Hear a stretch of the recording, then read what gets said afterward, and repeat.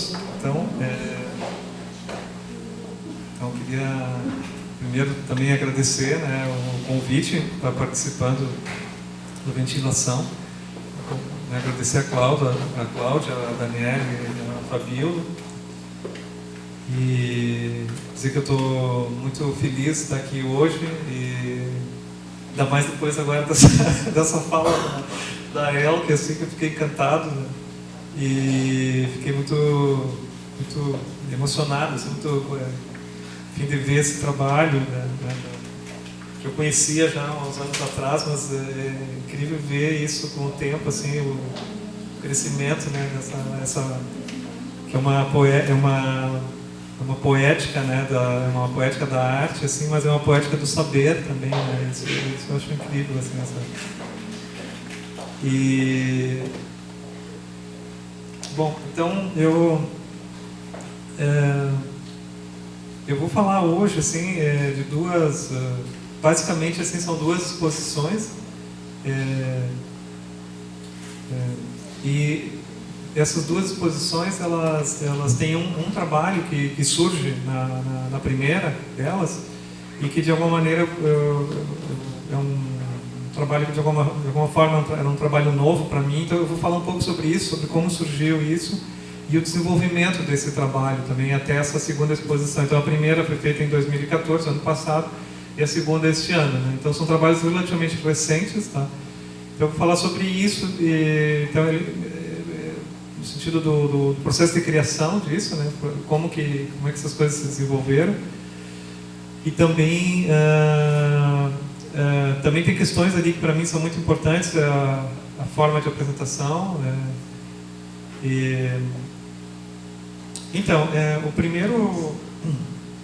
primeiro trabalho surgiu de um convite. Em 2014 houve um convite para uma exposição para nós, que na verdade sempre foi um convite para mim e para a Maria Ivone. Então essa primeira exposição, eu vou falar, ela vem dessa experiência, assim, num trabalho que foi, digamos, na verdade não é exatamente um trabalho conjunto, assim, mas são dois trabalhos, duas produções, assim, que dialogando, né, numa exposição, num projeto de exposição.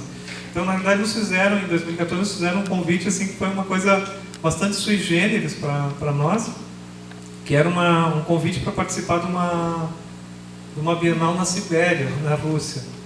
Tá? Então, já esse dado de início para nós foi uma coisa, assim,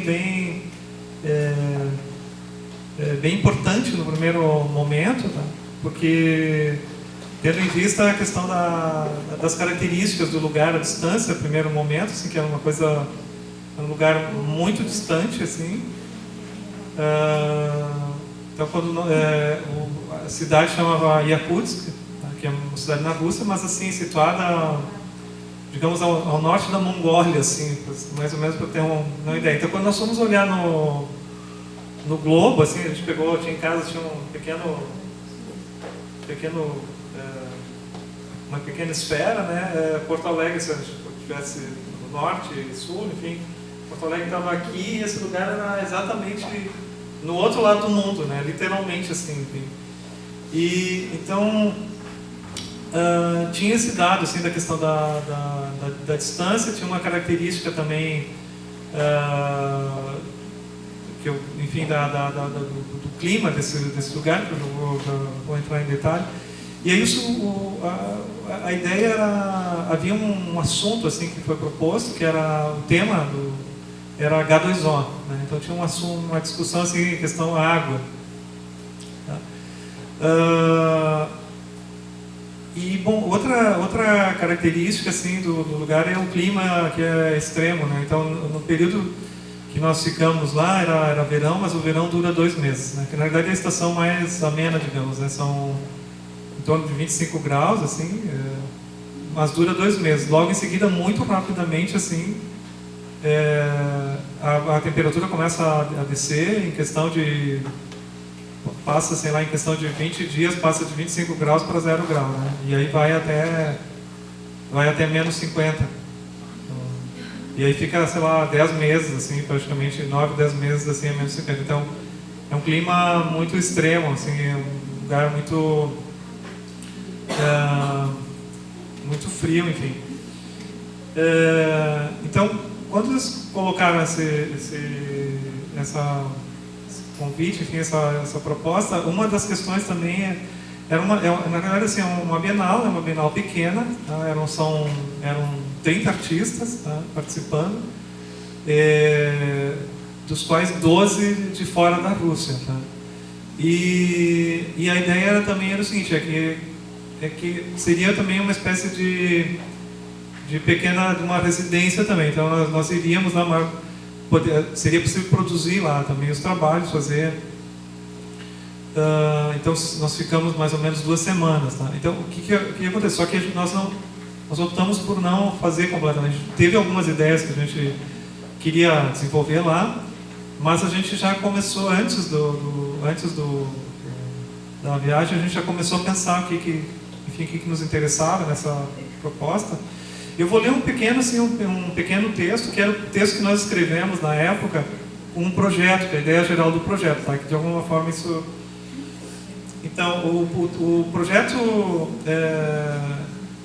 o nosso projeto chamava O Tempo que Faz. Então, para nós que vivemos em Porto Alegre, no Brasil, Yakutsk é uma cidade muito distante. Ou, inversamente, Porto Alegre é uma cidade muito distante de Yakutsk.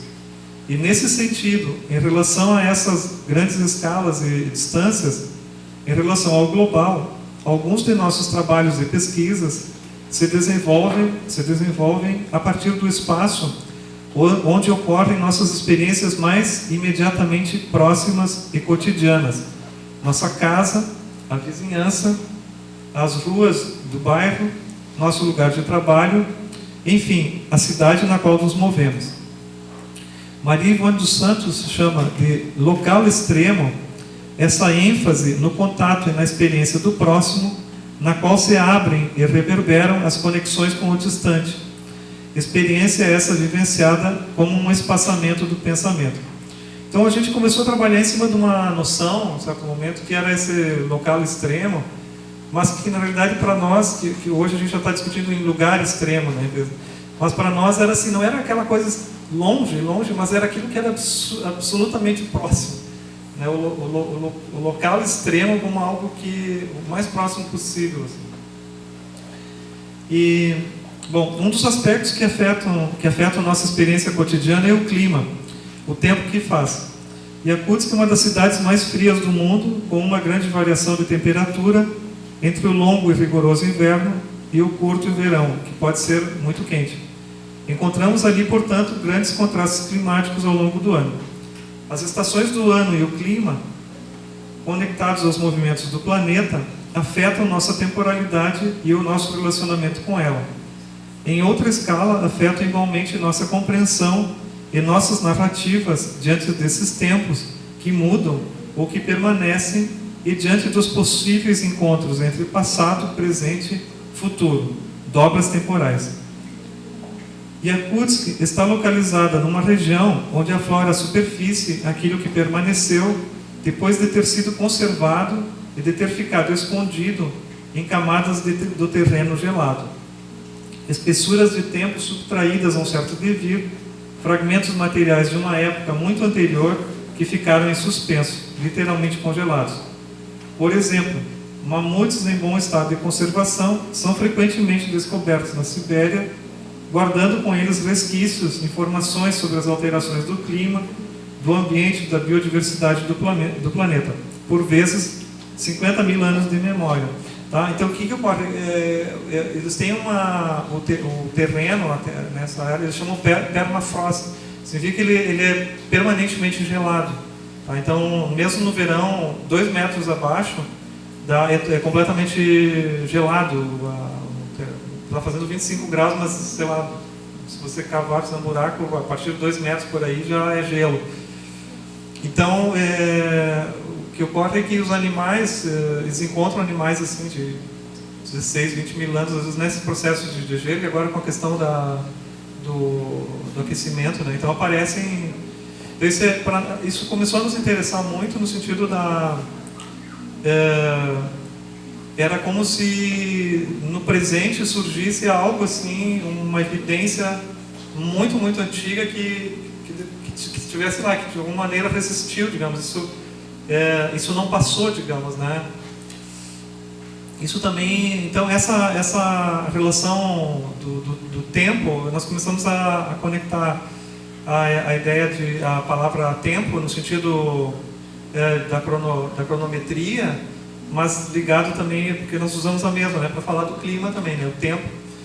Então isso começou a nos interessar, a mesma palavra para falar de clima e para falar de tempo. Então o projeto porque eu estou falando no presente porque era o projeto que estamos desenvolvendo, né, para a BY14, é resultante de um diálogo e de uma parceria entre nossas respectivas práticas. Uma forma de conversar, acrescentando e pontuando aspectos que nós elaboramos individualmente, mas que quando reunidos, criam um pensamento sobre o tempo, o clima, e o tempo como cronologia, por proximidade, associação, justaposição. Então, na verdade, nós não fizemos um trabalho comum, realmente, assim, nós fizemos trabalhos separados, mas que tinham uma conversa no processo de montagem da exposição, e no processo também de fazer lá. Então, tinha esse título geral, que era o tempo que faz, e no interior disso, nós subdividimos em três instâncias de trabalho, tá? Então, o primeiro, que é o tempo que faz, pensamentos fluidos, que é uma instalação, que eu vou mostrar para vocês agora, tá? Depois tinha um trabalho que nós desenvolvemos lá, que chamava o tempo que faz encontros, que era, nós entrevistamos alguns moradores em Yakutsk, porque nós estávamos interessados em conversar sobre isso, assim, justamente sobre essa questão. Como que é essa questão de tu viver, né? O que tu faz ao longo de, sei lá, 9, 10 meses totalmente imerso, né? Enfim, em gelo, etc. Então, nós desenvolvemos esse projeto em parte lá. Na verdade, nós saímos de lá com muito material do qual a gente não conseguiu desenvolver. Nós apresentamos uma parte, na verdade, lá. Então, havia material para mais coisas, para mais trabalhos, que não necessariamente esses materiais eram expositivos, né? Eram materiais que poderiam ser trabalhados em forma de publicação, que poderiam ser trabalhados de outras maneiras, né? Em vídeo, etc., de outras formas. Então a gente trabalhou as entrevistas, tem muito material fotográfico, assim. E teve umas ações que eu fiz lá também, que era a terceira parte que era uma coisa quase invisível, assim, eram ações quase invisíveis com gotas de água e tal. Enfim, que também eu nunca mostrei isso, enfim, era uma coisa curiosa, porque era uma parte do trabalho que estava ocorrendo, mas era meio invisível no meio desse processo todo. Tá? Então eu vou me deter mais nessa parte da instalação, tá? Para falar um pouco sobre isso. Então, o que aconteceu? Nós, antes da Bienal, a gente já começou a pensar isso, já tinha esse projeto, e nós começamos a pensar alguns trabalhos. Então, tinha 2 vídeos que nós já começamos a trabalhar isso no Brasil, que vinha com essa ideia de tempo, né, discutir essas questões e tal. Um deles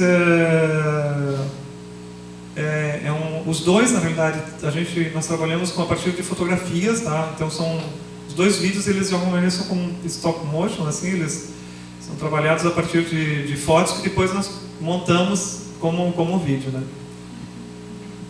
Então eu queria mostrar um pouco isso, tá? Então o que aconteceu também lá isso eu acho que é importante em termos do processo da montagem.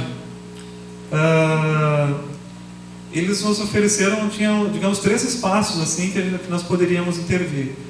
Nós acabamos optando por um deles, que era um espaço dentro era no museu.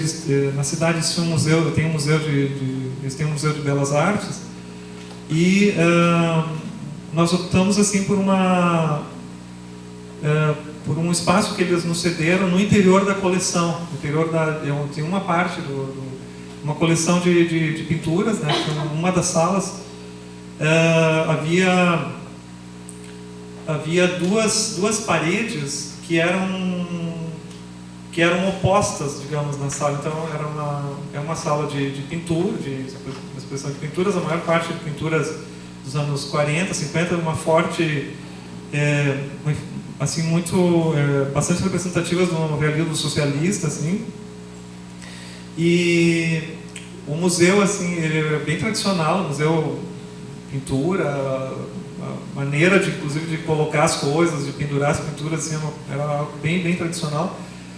E então havia duas paredes que era, digamos que essa sala era mais ou menos quadrada, né? No meio era a circulação que passava, havia um eixo, né, central, digamos, nessa sala, que ia conectando com as salas subsequentes, tá?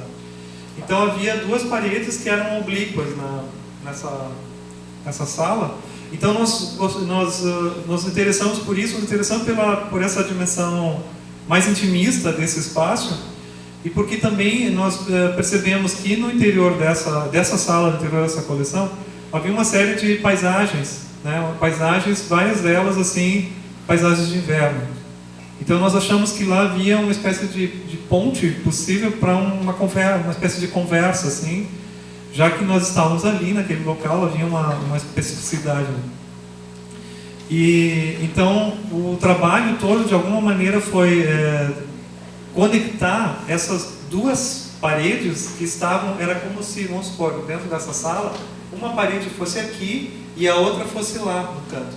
E aí no meio havia toda essa série de pinturas, né, algumas esculturas, acho que tinha também.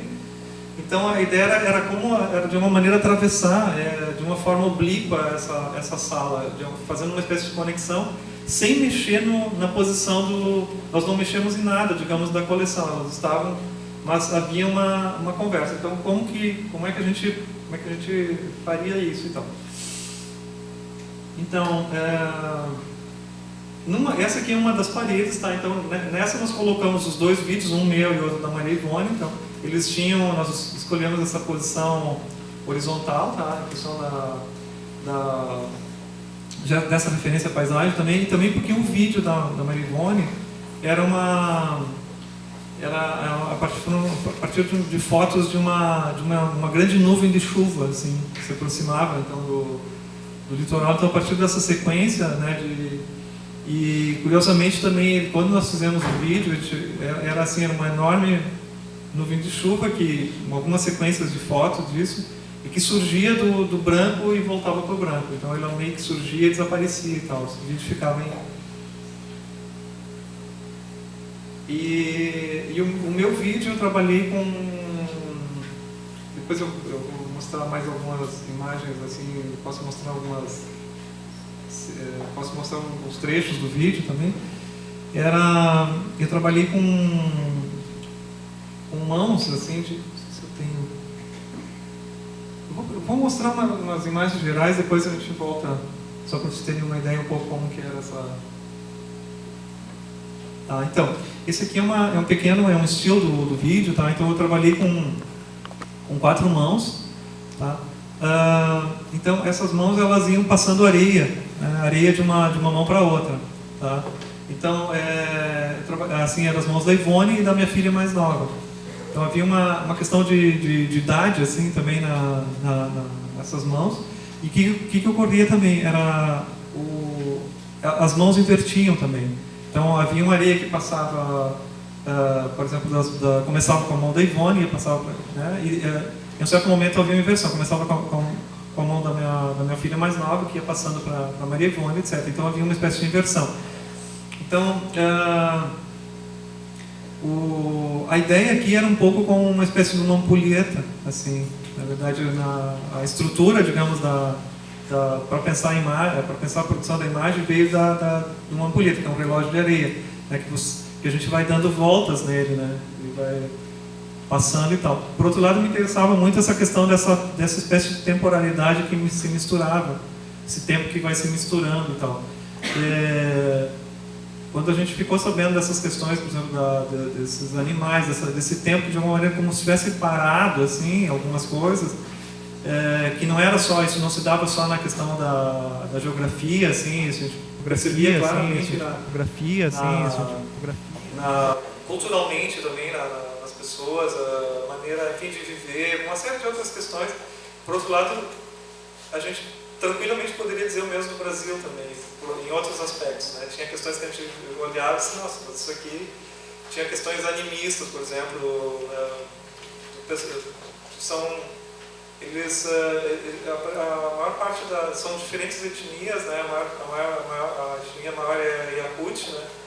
Que eles na verdade são asiáticos, assim, completamente. Então são asiáticos que falam russo. Então isso é uma coisa bem curiosa, assim.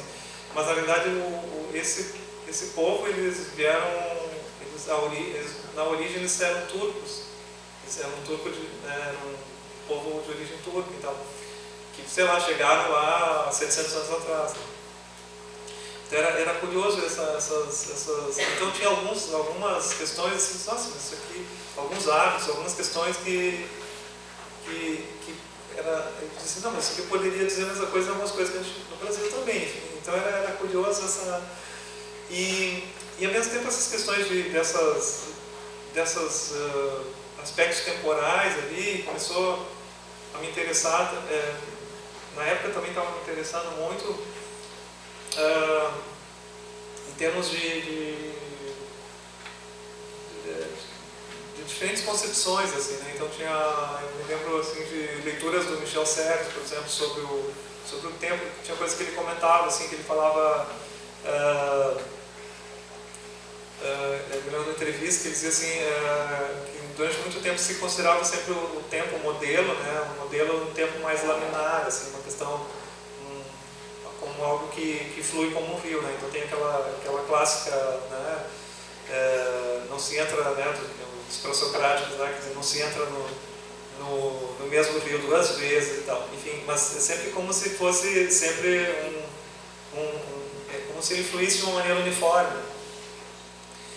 E aí o Sérgio disse, não, que como ele era marinheiro também, ele foi marinheiro também, ele estudou, ele fez escola da marinha, etc. Então ele água ele conhecia. Então ele dizia assim, não, pera lá, no rio tu tem correntes dentro do rio também, tu tem a água, se ela bate nas portas do rio, isso vai produzir redemoinhos, então a água às vezes volta, né, em função do redemoinho e tal. Então ela não flui da mesma maneira em todos os momentos, ela não é homogênea e tal. Então nem toda a água que sai da nascente lá vai desembocar no final. Né? Então tem coisas que resistem e tal. Então ele de alguma maneira, como ele estava falando isso, ele estava falando de outros modelos de pensar o tempo. Né? Então isso me interessava também, porque interessava nesse sentido assim, de coisas que convivem às vezes temporalmente e que na verdade vêm de momentos diferentes. Assim. Então a partir então tinha esse vídeo, né, naquela aqui, ó. Então é um pouco essa, dá para ver isso. Então tinha uma situação assim, por exemplo. Depois ela invertia. Tá? E aí, quando eu estava nesse processo de fazer esse vídeo, eu tinha essa coisa de escorrer a areia e tal, e eu fiquei pensando que som que eu vou colocar nesse vídeo. Então, no primeiro momento eu pensei em gravar alguma coisa que escorresse, assim, vou tentar gravar areia escorrendo, alguma coisa escorrendo e tal, mas assim, tivesse alguma textura, alguma coisa.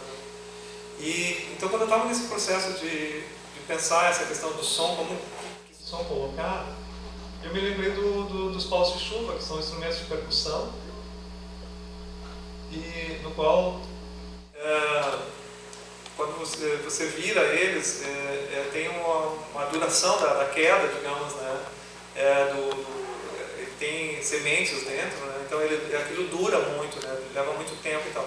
E aí eu me lembrei disso, eu até fui atrás e tal, aí comprei um pau de chuva e tal, e comecei a experimentar. E disse, nossa, isso que esse som me interessa. E o que é curioso também no pau de chuva é que o funcionamento dele é muito similar a uma ampulheta também, porque ele funciona pelo mesmo princípio, ele funciona também por gravidade, e você vira ele de um lado para o outro. A estrutura de funcionamento dele é muito similar. E aí então, eu disse, nossa, isso aqui me interessa isso. E aí eu pensei assim, não, mas em vez de gravar esse som, em vez de colocar esse som, eu vou deixar o pau de chuva junto com o monitor, e aí as pessoas fazem a trilha sonora.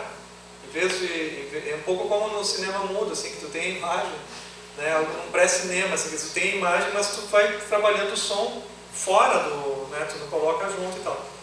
E então eu comecei a experimentar isso, assim, comecei a experimentar essa ideia de colocar, jogar para fora, digamos, o som, e as pessoas, a trilha sonora é a pessoa que faz ela. Né? Então isso foi uma coisa que surgiu ali, que surgiu para esse projeto, e que o primeiro momento eu experimentei lá, não cheguei a experimentar, eu levei um pau de chuva, eu adaptei, na realidade, naquele momento eu adaptei, eu comprei um que era um pau de chuva todo em acrílico, era cilíndrico, tinha 1 metro de altura, tá? Então eu adaptei no sentido em que eu isolei ele, porque ele era todo transparente, e essa transparência não me interessava, assim. Me interessava manter essa coisa da sonoridade, e que a pessoa prestasse mais atenção na sonoridade. Então eu acabei embalando ele com vinil, assim, com vinil adesivo preto, e tinha em cima dele tinha esse signo que são 2 chaves, né? 2 chaves que a gente usa para organizar, às vezes, grupos de palavras, ou na matemática que organiza nas equações e tal, as sequências, né? E essa pontuação, na verdade, eu conectei sei lá, digamos, se ela está fechando, embaixo ela abre. Então eu tinha as 2 inversões, né? Então tinha digamos, ela poderia abrir e logo em seguida conectava e fechava. Então um pouco esse dentro-fora, assim, né? Então no pau de chuva ele tinha digamos, nas 2 pontas, né? Tinha uma aqui e outra do outro lado. Então ele ficava ao lado do vídeo. Acho que anteriormente dava para ver. Aqui no canto, ele ficava no canto da linha de... Ué, não está aparecendo? No meu monitor ele aparece, né? Tá. Ele ficava no canto à direita. Então as pessoas podiam manipular ele. Então quando a gente começou a... isso aqui é uma imagem do vídeo da Maria Ivone. Então era uma enorme tromba d'água, uma enorme nuvem de chuva chegando no litoral. Que circulava, que ficava do lado, assim, o vídeo ficava em looping. E quando o pessoal começou a experimentar lá, isso para mim começou a me interessar mais ainda, assim, né? Nossa, tem algo interessante aqui, tem algo correndo, né? Para o pessoal lá, é um instrumento completamente estranho a eles, né? Estranho à cultura deles, não conhece. E era uma coisa incrível, assim, tinha... porque isso é interessante, assim, quando a pessoa não... A primeira vez que a pessoa tem uma sensação, é engraçado, assim, como quando a primeira vez que a gente comeu alguma coisa que, sei lá, foi muito legal, essa sensação no seu primeiro momento. Então, às vezes, tinha pessoas que eles não sabiam exatamente o que é, aquilo é tudo recoberto, e aí começa a mexer, então ele tem uma vibração, tu está grudado naquela vibração, né? Aquilo está fazendo ela estar junto com aquilo, né? E tinha pessoas assim que era incrível, parecia uma pessoa. Então tinha coisas que começou a me interessar muito, assim, nesse sentido. Tá, aqui momentos eles levaram uma escola também, então eu fiz algumas fotografias do pessoal, assim, porque eu achei que eu ficava observando e fotografando um pouco também a relação das pessoas. Tá, então o pessoal do educativo. Então, e aí, só para mostrar um pouquinho, então, na sala também eu comecei a pontuar, né, com essas chaves, né, e E essa pontuação ela ia atravessando, ela ia criando essa diagonal na sala até a outra parede. Então, ele ia criando essas... Então, a gente utilizou as paredes, mas utilizou as colunas. E... Então, ia criando umas marcações, assim, por dentro dessa coleção. Né?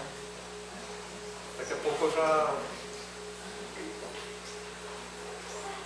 Então tinha uma pena que está cortando um pouco um pedaço, assim, a direita ela está cortando um pedaço, não sei porquê. Mas elas, aqui na bem à direita tinha uma coluna com uma pontuação. E aqui tinha algumas pinturas que nos interessou assim, dentro da coleção. Aqui, por exemplo, uma que nos chamou muito a atenção era uma pintura que era uma paisagem, mas era uma paisagem onde havia um trabalho de alteração dessa paisagem, porque estavam construindo uma espécie de grande represa. Essa região ali da Sibéria é uma região de muita mineração. Tá? É uma região que tem por exemplo, tem muitos diamantes, né? São das maiores reservas de diamante do mundo, assim. Parece que, sei lá, um terço uma coisa absurda, assim, um quarto dos diamantes, um terço dos diamantes do mundo está nessa região. Então tem minas que eles cavaram tanto assim que hoje em dia é proibido passar pequenos aviões ou helicópteros, é proibido passar, porque o ar entra e faz redemoinhos, porque eles cavam de maneira com um cone ao contrário, assim, que que são chaminés, né? São chaminés vulcânicas ali, que onde veio os diamantes, né? Então, por isso que ele tem essa forma. Então o ar Então era uma coisa assim de transformação da paisagem, de alteração do... Aqui, por exemplo, eram umas paisagens de... Eu estou pegando uns detalhes assim, de paisagens de inverno, enfim. Então a gente começou a pontuar assim, de uma maneira quase como sublinhar alguns desses... Havia pequenas pontuações, mas na parte mais de baixo, assim, de uma maneira bem sutil, assim, como que dando uma espécie de pontuação, assim, sem mexer, enfim, sem alterar a posição, nada. Então era uma espécie de pequenas articulações, pequenas conexões, assim, em relação a isso, né?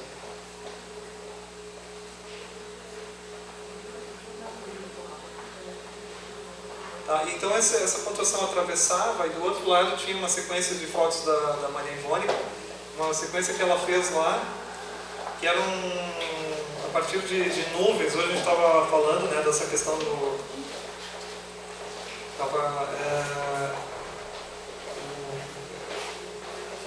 como essas nuvens assim tem pessoas que estudam isso, trabalham com essa questão eles chamam rios voadores, né?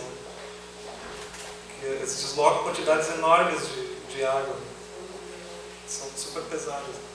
Então ela trabalhou a partir de filtros, né? Ela trabalhava com fotos e usando filtros. Então.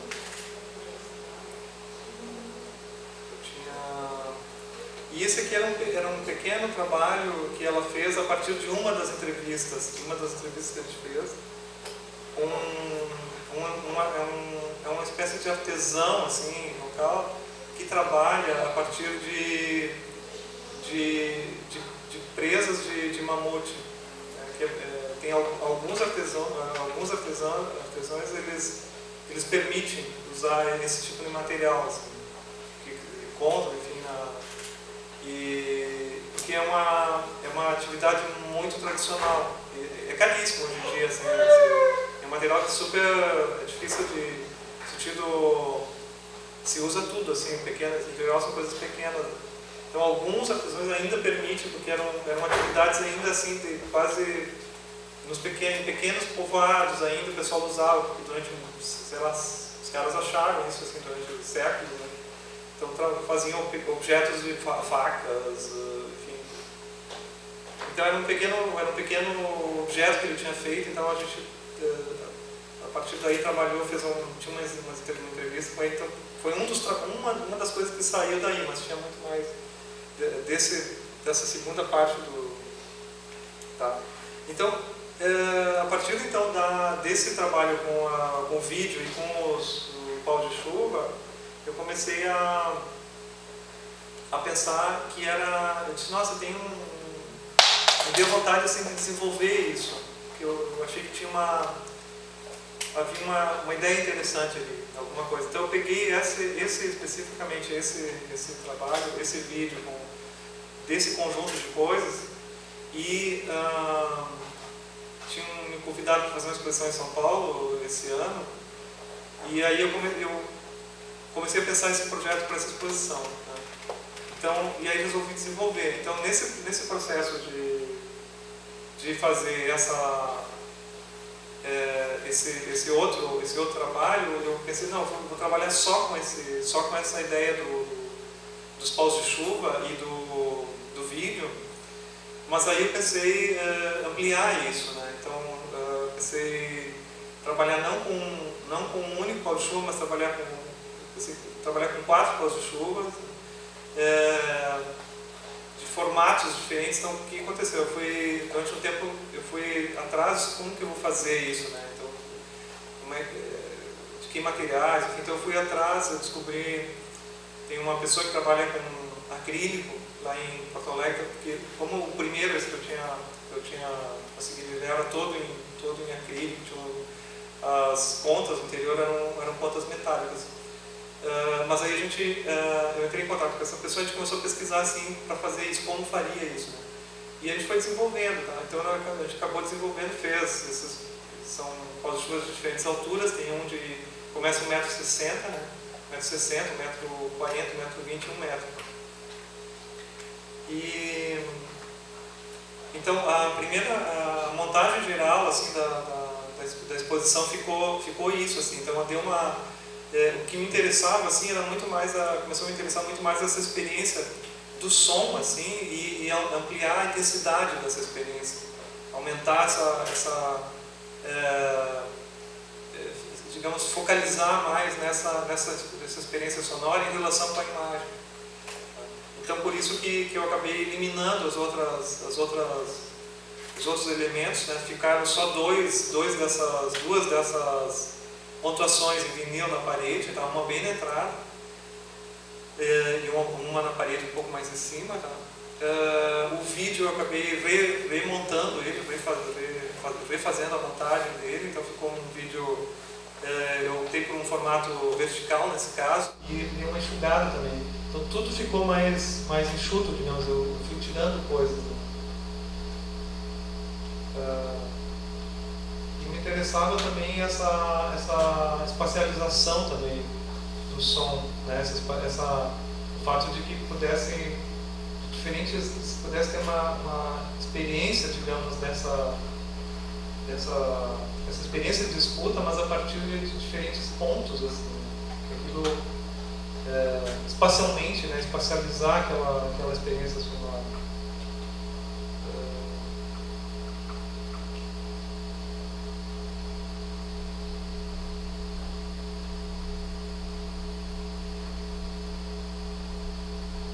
Posso fazer uma pergunta?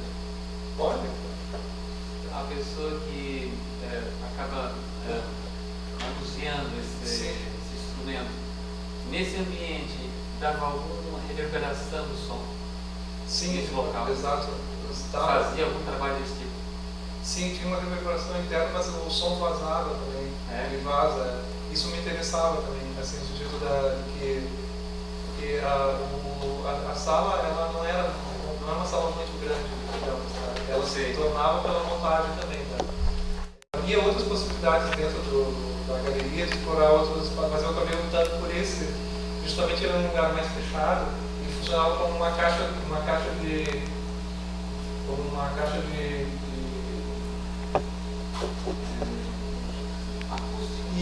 acústica. Então ele era uma sala fechada, né? Então ele tinha essa possibilidade. Tinha essa possibilidade, mas tempo ele vazava. E isso me interessava também, que essa coisa vazasse, porque era um pouco, de novo, essa coisa dentro e fora, né? E que aí era testado a partir do som, né? Assim como ele vaza para fora com o pau de chuva, né? E me interessava também que você não identificasse, nos dois casos, mas nesse caso aqui ficou ainda mais patente, porque o primeiro pau de chuva ele era cilíndrico, né? E nesses que a gente utilizou aqui, a seção é quadrada, né? Porque ela facilita a colocação na sala. No outro eu precisava do canto, né? Eu usava o canto. Para mim era interessante naquela situação ali funcionar.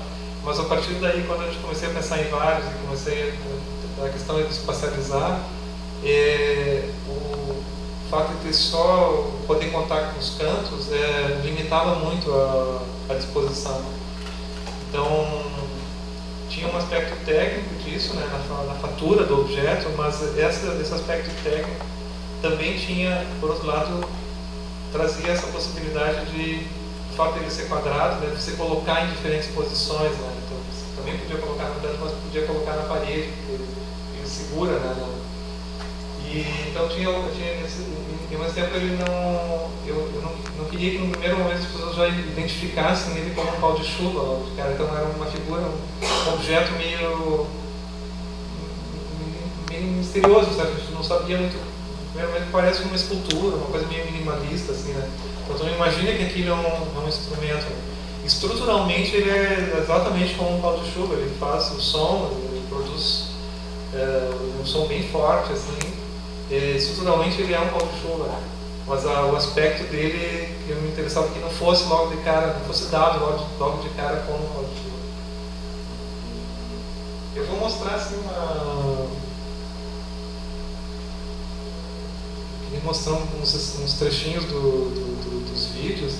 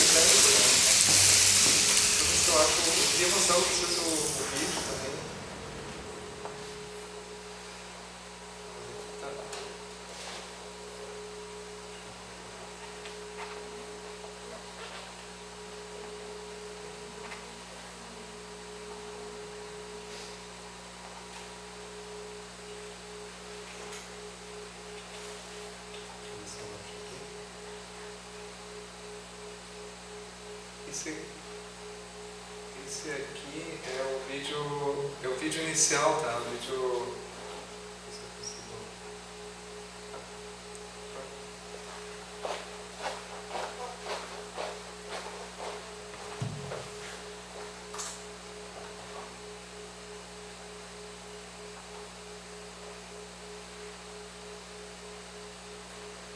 Esse era o primeiro vídeo, tá?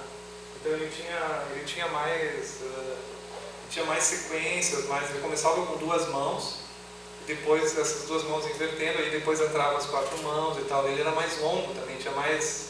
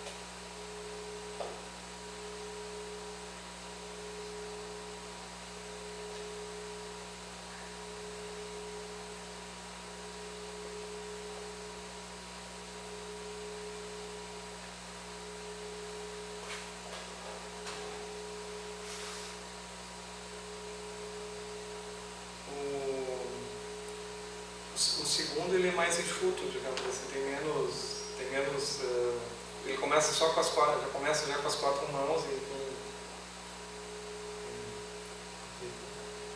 vai e tem nessas pontas ele vai tem essa saturação do amarelo, então ele vai entrando assim, e aí termina, essa coisa fica em looping, né?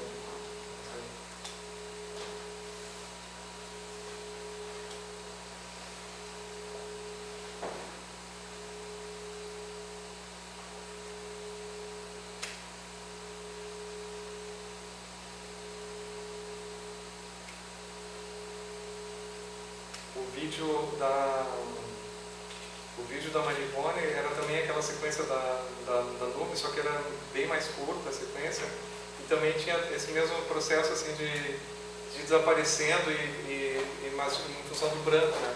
Iria para o branco, voltava e começava.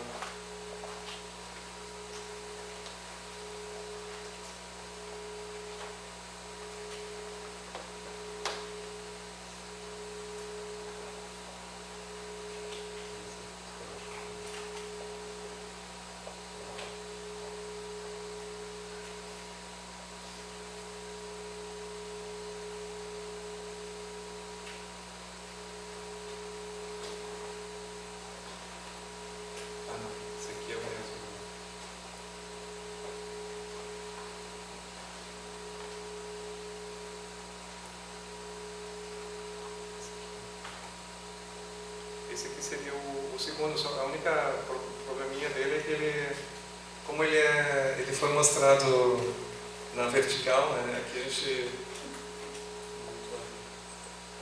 parece que estava virado e tal. Não vira? Não. Mas assim ficou legal.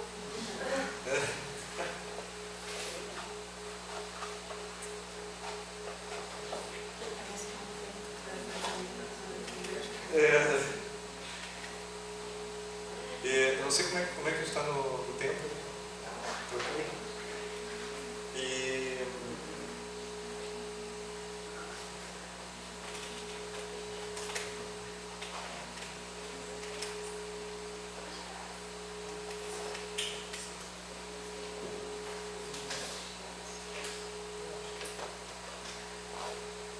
Então,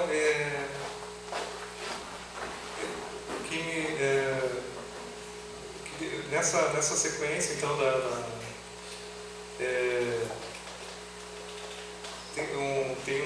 eu tinha conversado com um amigo, enfim,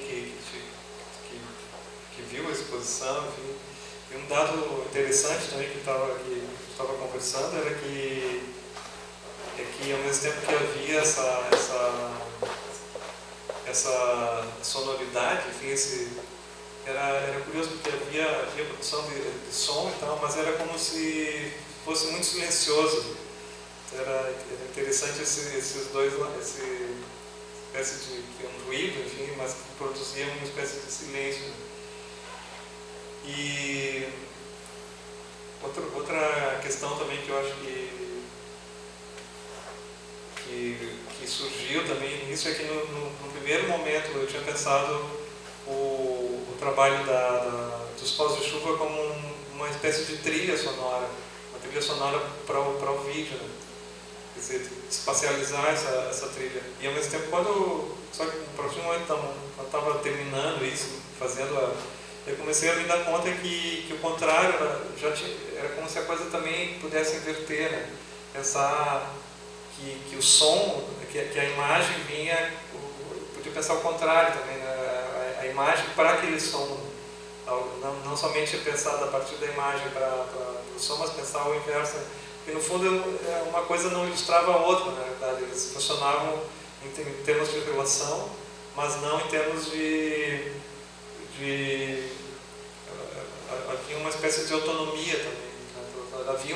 Há uma relação, há questões que se encontram, mas também há essas diferenças e tal. Então isso eu comecei a achar bem interessante isso, assim.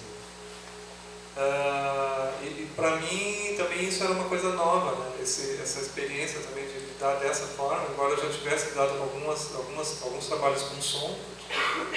Isso já de vez em assim, já há muito tempo, de vez em quando tem alguma coisa que o som começa a ter um certo interesse, mas em algum trabalho, assim, né? Mas nesse momento, é que isso veio de uma forma era uma coisa inesperada.